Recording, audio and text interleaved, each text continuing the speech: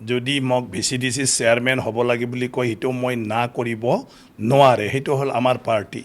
ডাঙৰটোতো আপুনি কৈছে এইটোতো ভাল কথা কিন্তু কালিৰ পৰা দলৰ দায়িত্ব লৈ কাম কৰক আৰু MLA স্পিকাৰ হ'ব নালাগে সেইটো মই মানিব লাগিব গতিকে বিজেপি দলটো হ'ল তেনেকুৱা ধৰণৰ দল কাৰণ ইয়াৰ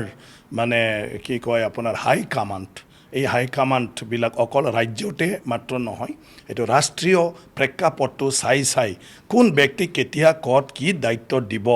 কোন ব্যক্তি কেতিয়া বহাই থ'ব লাগে ফৰ দি টাইম বিং কাৰণ বহাটো ৰাজনীতি উঠাই দিয়াটো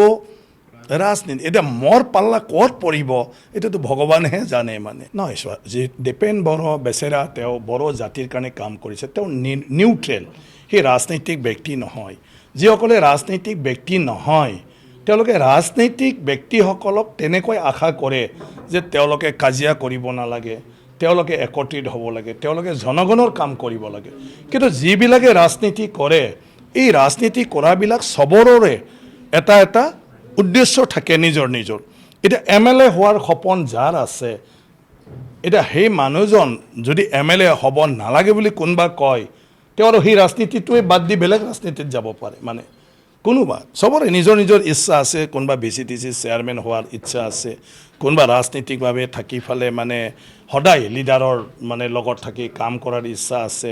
এনেকুৱা ধৰণৰ ৰাজনীতিটো হ'ল এইটো নিউট্ৰেল হ'ব নোৱাৰে আৰু ৰাজনীতিটো সন্ন্যাসী নহয় কাৰণ আপুনি যদি ক্ষমতা নহয় আদৰ্শক লৈ পালে জনগণৰ কি সেৱা কৰিব গতিকে আপুনি ক্ষমতা থাকিলেহে আজি ডক্টৰ মানে হিমন্ত বিশ্ব শৰ্মা ডাঙৰীয়াৰ নেতৃত্বত আজি অসমত বিজেপি দলৰ প্ৰত্যেকজন কৰ্মকৰ্তাই গৌৰৱেৰে আজি ঘূৰি আছে কাম কৰি আছে কিহৰ কাৰণে যে ইয়াত আজি মানে আপোনাৰ ভাৰতীয় জনতা পাৰ্টি দলে কি কয় চৰকাৰ গঠন কৰি ফালে ইয়াত এই ৰাজ্যখনৰ আগুৱাই লৈ যোৱাৰ পলিচি নিজৰ ইচ্ছামতে কৰিব পাৰিছে